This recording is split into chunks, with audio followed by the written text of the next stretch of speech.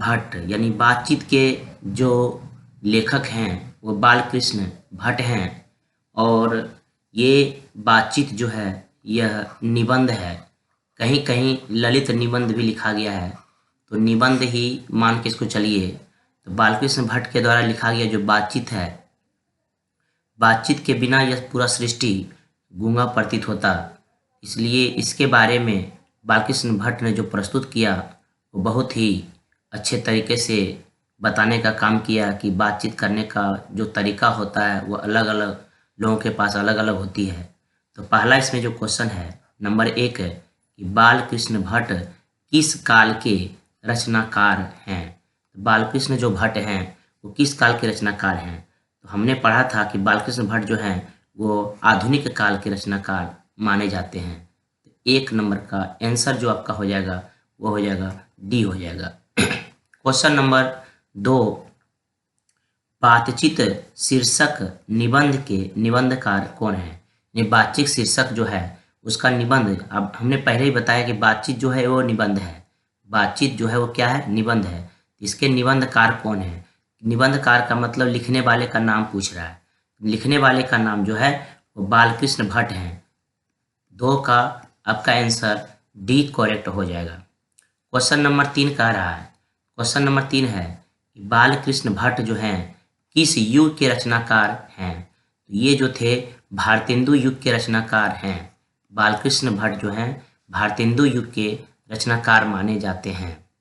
Question number 4 है, question number 4 है कि शीर्षक बातचीत जो शीर्षक है किसके द्वारा लिखा गया है। क्वेश्चन थोड़ा उलट पुलट के भी पूछ दिया जाता है, उससे कोई दिक्कत नहीं है। तो बातचीत के लेखक, बातचीत जो निबंध है उसके शीर्षक का किसके द्वारा लिखा गया है, तो यह जो है बालकृष्ण भट्ट के द्वारा लिखा गया है, इसलिए 4 का आंसर आपका सी हो जाएगा। आप लोग जुड़े रहिए, लगभग जितना भी ऑब्जेक्टिव्स में है आपको हम क्लियर करवा देंगे।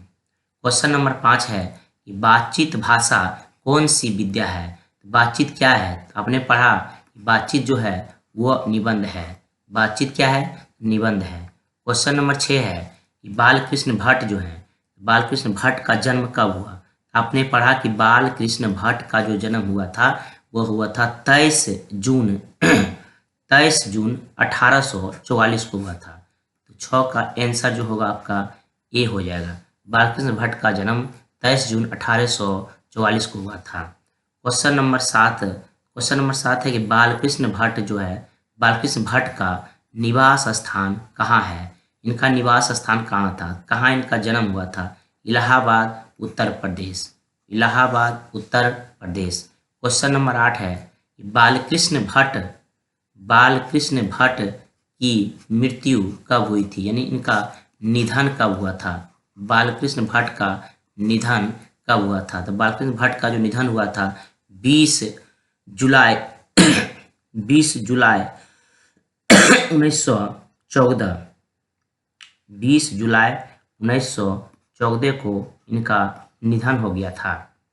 क्वेश्चन नंबर 9 है कि बालकृष्ण भट्ट ने अपना अध्ययन किस भाषा में किया था। तो माता की प्रेरणा मिलने के कारण माता इनको प्रेरित किया, इन्होंने संस्कृत भाषा में अध्ययन करना शुरू कर दिया था। क्वेश्चन नंबर 10 है कि बालकृष्ण भट्ट जो हैं स्वभाव के थे, किस प्रकार के ये व्यक्ति थे। ये जो थे उग्र स्वभाव के थे। बालकृष्ण भट्ट जो हैं वो उग्र स्वभाव के थे। क्वेश्चन नंबर 11, चलिए, बालकृष्ण भट्ट के प्रेरक व्यक्ति कौन थे। बालकृष्ण भट्ट का जो प्रेरक व्यक्ति था वो भारतेंदु हरिश्चंद्र था, इसलिए आंसर आपका डी होगा। इन्हीं के प्रेरणा से इन्होंने पत्रिका लिखना शुरू किया था, हिंदी प्रदीप। पढ़े होंगे तो आपको पता होगा, हिंदी प्रदीप नामक पत्रिका लिखने का काम इन्होंने किया था बालकृष्ण भट्ट ने, और भारतेंदु हरिश्चंद्र के द्वारा इनको प्रेरणा मिली थी। क्वेश्चन नंबर 12, 1877 ईस्वी में हिंदी प्रदीप नामक मासिक पत्रिका किस सभा द्वारा संपादित किया गया था। तो ये जो संपादित किया गया था ये आपका तो हिंदी वर्धनी सभा, इसका आंसर हो जाएगा ए, हिंदी वर्धनी सभा। ये सब नहीं होगा, हिंदी वर्धनी सभा। तो 12 का आंसर आपका हो जाएगा ए। 13 है, क्वेश्चन नंबर 13, हिंदी प्रदीप नामक मासिक पत्रिका किसके द्वारा निकाला गया था? बालकृष्ण भट्ट के द्वारा निकाला गया था। हिंदी मासिक पत्रिका किसके द्वारा निकाला गया? बालकृष्ण भट्ट के द्वारा निकाला गया था। क्वेश्चन नंबर 14 कह रहा है हिंदी प्रदीप क्या है? ये जो था हिंदी प्रदीप जो था वो एक मासिक पत्रिका था। मासिक का मतलब होता है कि ये प्रति माह निकलने वाला पत्रिका, प्रति माह जो पत्रिका निकलता है। दैनिक का मतलब होता है प्रत्येक दिन, साप्ताहिक का मतलब 7 दिन में, और वार्षिक का मतलब हो गया 12 महीना में। यानी ये जो पत्रिका निकलता था तो मासिक पत्रिका था, इसलिए आंसर 14 का आंसर आपका हो जाएगा बी, आपका करेक्ट हो जाएगा। क्वेश्चन नंबर 15, हिंदी प्रदीप पत्रिका जो है कितने वर्ष तक ये चली थी? 33 वर्ष तक चली थी। 15 का आपका आंसर जो हो जाएगा वो ए हो जाएगा। क्वेश्चन नंबर 16 है कि बालकृष्ण भट्ट को हिंदी शब्दकोश के संपादन के लिए किसने कहाँ आमंत्रित किया था? तो ये इसका आंसर हो जाएगा श्याम सुंदर दास काशी, इन्होंने ही आमंत्रित किया था, लेकिन उग्र स्वभाव के कारण वहाँ ज़्यादा दिन तक ये रह नहीं पाए थे। क्वेश्चन नंबर 16 के बाद चलिए क्वेश्चन नंबर 17, बालकृष्ण भट्ट हिंदी शब्दकोश से अलग क्यों हुए थे? क्योंकि ये जो थे बालकृष्ण भट्ट जो थे वो अच्छे व्यवहार ना होने के कारण ये अलग हो गए थे, इसलिए आंसर होगा आपका बी। 17 का आंसर हो जाएगा आपका B. 18, question number 18, Balkrishna Bhatt किस युग के रचनाकार थे? बालकृष्ण भट्ट जो थे वो भारतेंदु युग के रचनाकार हैं।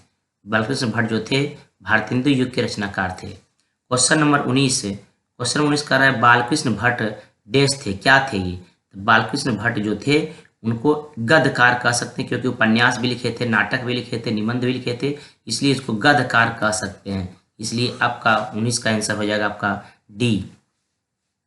क्वेश्चन नंबर 20 है, आचार्य रामचंद्र शुक्ल ने निबंधकार के रूप में बालकृष्ण भट्ट को किस श्रेणी में रखा था?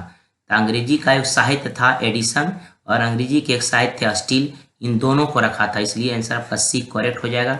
ए और बी दोनों हो जाएगा।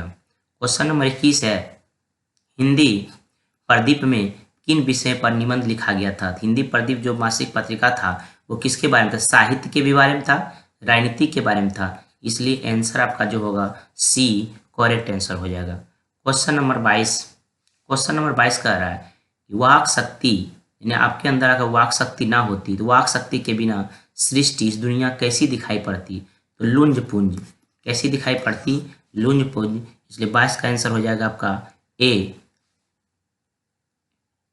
गूंगी दिखाई देती, सॉरी ये गलत हो जाएगा, इसलिए आंसर हो जाएगा इसका सी आंसर हो जाएगा, सृष्टि जो है गूंगी दिखाई पड़ती। नेक्स्ट क्वेश्चन है वाक शक्ति के बिना हम अपने अनुभव को कैसे व्यक्त करते हैं? तो वाक शक्ति के बिना हम अपनी जो अनुभव व्यक्त करते हैं वो दूसरी इंद्रियों के द्वारा, कोई व्यक्ति बोलता है उसके द्वारा हमको पता चलता है कुछ। क्वेश्चन नंबर 24 है वाक शक्ति क्या है? तो वाक शक्ति जो है भगवान का दिया हुआ सबसे बड़ा एक उपहार के रूप में माना गया था, तो आंसर आपका हो जाएगा ए, आपका सुटेबल आंसर हो जाएगा। क्वेश्चन नंबर 25 है वाक शक्ति के बिना सभी लोग कैसे होते? तो लुंज पुंज, इसमें लुंज पुंज हो जाएगा। वाक शक्ति के बिना सभी लोग कैसे होते? तो लुंज पुंज होते। क्वेश्चन नंबर 26 है कि बातचीत में वाक शक्ति के कितने फायदों को बताया गया था? बातचीत में वाक शक्ति का जो फायदा बताया गया था वो था 2, क्योंकि 2 व्यक्ति के बीच में ही बातचीत संभव है, इसमें अगर अधिक लोग इन्वॉल्व कर जाते हैं तो बातचीत संभव नहीं है। क्वेश्चन नंबर 27 है कि स्पीच में किसका ढंग निराला होता है? स्पीच का मतलब भाषण हो गया, तो स्पीच में किसका ढंग निराला है? तो स्पीच में जो है बातचीत का जो ढंग होता है वह निराला माना गया है। क्वेश्चन नंबर 28 है, क्वेश्चन किसमें नाज नखरा जाहिर करने का मौका नहीं दिया जाता है? तो इसका आंसर जो हो जाएगा आपका ये बातचीत में नाज रखना, यानी नाज नखरा जाहिर करने का मौका इसमें कहीं नहीं मिलता है, जो बोलता है लोग बोलते चला जाता है, इसलिए इसका आंसर ए हो जाएगा। क्वेश्चन नंबर 29 है हंसी की अंतिम सीमा क्या होती है? हंसी की अंतिम सीमा जोर जोर से हंसना है, मुस्कुराना है, होठों का केवल फड़फड़ाना, यही होता है हंसी की अंतिम सीमा। थोड़ा थोड़ा होंठ जो है फड़फड़ाता है, उसी को कहा गया हंसी की अंतिम सीमा। क्वेश्चन नंबर 30 है, स्पीच का उद्देश्य क्या है? स्पीच का उद्देश्य क्या होता है? स्पीच का उद्देश्य होता है कि मन में जोश और उत्साह पैदा कर देना, इसलिए आपका आंसर जो होगा वो ए हो जाएगा। क्वेश्चन नंबर 30 है, क्वेश्चन नंबर 30 से 31 से, क्वेश्चन नंबर 31 से, मन रमाने का ढंग किसमें होता है? तो मन रमाने का जो ढंग होता है वो स्पीच में भी होता है, बातचीत में होता है, इसलिए आंसर आपका हो जाएगा करेक्ट सी।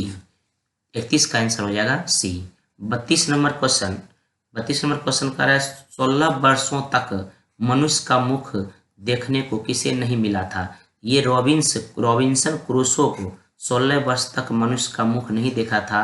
ये जो थे कुत्ता और बिल्ली यानी जंगल में जीवन व्यतीत किए थे, इसलिए 16 वर्ष तक उन्हें मनुष्य का मुख देखने को नहीं मिला था।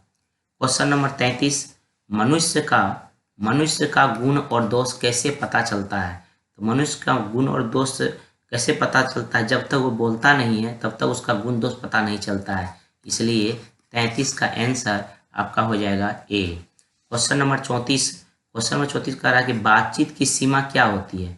बातचीत की जो सीमा होती है या तो मीटिंग या तो सभा, ये अंतिम सीमा होता है। 34 का आंसर आपका हो गया सी।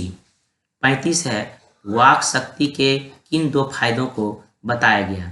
वाक शक्ति में जो फायदा बताया गया वो है आपका एक स्पीच, दूसरा बातचीत, इसलिए आंसर आपका होगा डी करेक्ट हो जाएगा। क्वेश्चन नंबर 36, क्वेश्चन नंबर 36 कह रहा है कि लोगों के मन का मेल किसके द्वारा साफ होता है? यानी लोगों के मन में जो कुछ कुछ बातें चलती रहती है वो कैसे निकाला जा सकता है? बातचीत के माध्यम से ही निकाला जा सकता है, क्योंकि किसी के सामने कोई बात प्रकट कर देते हैं और कुछ मन में गुमराह चल रहा है तो भाप बनकर चला जाता है, समाप्त हो जाता है, मन में तसल्ली मिल जाती है। क्वेश्चन नंबर 37 है, बोलने से ही मनुष्य के रूप का साक्षात्कार होता है, यह किसने कहा था? यह जो पंक्ति है किसके द्वारा बोला गया था? बेन जॉनसन के द्वारा यह बात बोली गई थी, जब तक मनुष्य बोलता नहीं है तब तक साक्षात्कार, बोलने से ही मनुष्य का साक्षात्कार होता है। क्वेश्चन नंबर 38, असल बातचीत सिर्फ दो व्यक्तियों के बीच हो सकती है, यह किसने कहा? असल में जो बातचीत होता है केवल दो व्यक्ति के बीच ही हो सकता है, यह बात कहा था एडिसन। किसने कहा था? एडिसन ने कहा था। क्वेश्चन नंबर 39, क्वेश्चन नंबर 39 है कि बातचीत के प्रभाव को किन उदाहरण द्वारा समझाया गया था? जो आप चैप्टर पढ़े थे बातचीत, उसमें बताया गया था कि गर्म दूध को ठंडा पानी के साथ अगर रखा जाए तो पानी भी गर्म हो जाता है, इसलिए आंसर आपका डी करेक्ट, यही एग्जाम्पल उसमें दिया गया था। क्वेश्चन नंबर 40 है, तीन लोगों के बीच हुई बातचीत कैसी होती है? जब तीन लोग होते हैं तो उसकी बातचीत कैसी होती है? अंगूठी में नग सी जड़ी के समान होता है, अंगूठी में नग के जड़ी के समान होता है। क्वेश्चन नंबर 41 है, असल बातचीत कितने लोगों के बीच होती है? असल में जो बातचीत होती है केवल दो लोग के बीच ही हो सकती है, क्योंकि ये बात सीक्रेट होता है। इसके अलावा तीसरा चौथा आ जाने के बाद वो बात सही रूप से हो नहीं पाती है। क्वेश्चन नंबर 42 कह रहा है कि चार लोगों के बीच होने वाली बातचीत कैसी होती है? तो चार लोगों के बीच जो बातचीत होती है वो कहलाता है बेतकुल्फी कहलाता है, इसलिए आंसर आपका डी जो हो जाएगा वो करेक्ट आंसर हो जाएगा। क्वेश्चन नंबर 43 है कि चार से अधिक लोगों की बातचीत क्या कहलाती है? तो चार से अधिक जो होती है बातचीत हो हल्ला हो जाता है, इसलिए इसका नाम रखा है राम रमोबल। चार से अधिक लोगों की बातचीत जो होती है उसे कहा गया है राम रमोबल कहा गया है। क्वेश्चन नंबर 44 है, बातचीत के कितने भेद हैं? बातचीत जो है, बातचीत का अनेक भेद, बातचीत के कितने भेद हैं? बातचीत के जो है अनेक भेद बताया गया, क्योंकि बूढ़ा बूढ़ी का बात अलग है, दो लड़के के बीच में बातचीत अलग है, सहेली के बीच में बातचीत अलग है, बातचीत का आनंद बताइए। उसके बाद है रस का समुद्र किसके बातों में उमड़ता है? दो सहेरा पढ़े थे, बूढ़ी जो बोलता था तो वो बहू और बेटा का जो होता था चुगली उसके बारे में बताता था। नौजवान लोग जो होता था वो आपका बड़े बड़े साहित्यकार के रूप में बात करते हैं। छात्र के बारे में जो था तो बड़े छोटे बॉस, छोटा मोटा जो अपने आप को गुरु समझता था उसके बारे में था। दो सहेली का जो बात था उसमें रस का समुद्र के बारे में चर्चा किया गया था। क्वेश्चन नंबर 46 है कि दो बूढ़ों की बातचीत कैसी होती है। वो शिकायत करते थे, 4 सच 10 झूठ बोलता था, नौजवानों की निंदा करता था, इसलिए आपका डी करेक्ट आंसर हो जाएगा। क्वेश्चन नंबर 47 है कि खोटे दांत निकालकर कौन लड़ते हैं। मैंने जिसका दांत नहीं है, खोटे दांत निकालकर, तो बुढ़िया लोग जो है खोटे दांत निकालकर लड़ा करते हैं। क्वेश्चन नंबर 48 है कि बात करने का हुनर किन लोगों में है। तो बात करने का जो हुनर है ये यूरोप के लोगों में है, जिसे हम आर्ट ऑफ कन्वर्सेशन के नाम से जानते हैं। क्वेश्चन नंबर 49 है कि बातचीत की पूर्ण शोभा किसमें होती है। और बातचीत की जो पूर्ण शोभा होती है वो होती है काव्य कला प्रवीण विद्र मंडली में होती है, इसलिए आपका बी जो हो जाएगा वो आपका करेक्ट आंसर हो जाएगा। क्वेश्चन नंबर 51 क्वेश्चन नंबर 50 है कि सुहद गोष्ठी किसका नाम है। तो सुहद गोष्ठी किसको कहा गया है, जिसको सुनने के बाद बहुत आनंद लगता है, चतुराई से बात किया गया बात को ही हम सुहद गोष्ठी के नाम से जानते हैं, इसलिए 50 का आंसर हो जाएगा बी। सुहद गोष्ठी को आधुनिक बातचीत में क्या कहते हैं। तो सुहद गोष्ठी को आधुनिक बातचीत में हम लोग शास्त्रार्थ कहते हैं, इसलिए आपका आंसर हो जाएगा 51 का डी। क्वेश्चन नंबर 52 है पर पंचात्मक संसार का एक बड़ा भारी आईना है, वह क्या है। हमारी भीतरी मनोवृत्ति के बारे में जो पता चलता है वही होता है। क्वेश्चन नंबर 53 कतरनी के समान सदा स्वच्छंद क्या चला करती है। कतरनी का मतलब होता है कैंची। कतरनी का मतलब कैंची के समान कौन चला करता है। तो जीवा बहुत चंचल होती है, ये जब मन तब जो मन सो बोलना शुरू, इसलिए इसके ऊपर लोगों को थोड़ा सावधानी बरतनी चाहिए, क्या सही और क्या गलत है। क्वेश्चन नंबर 54 है कि शक्ति परम पूज्य मंदिर है, परमार्थ का एकमात्र सोपान है, इसका क्या मतलब हुआ।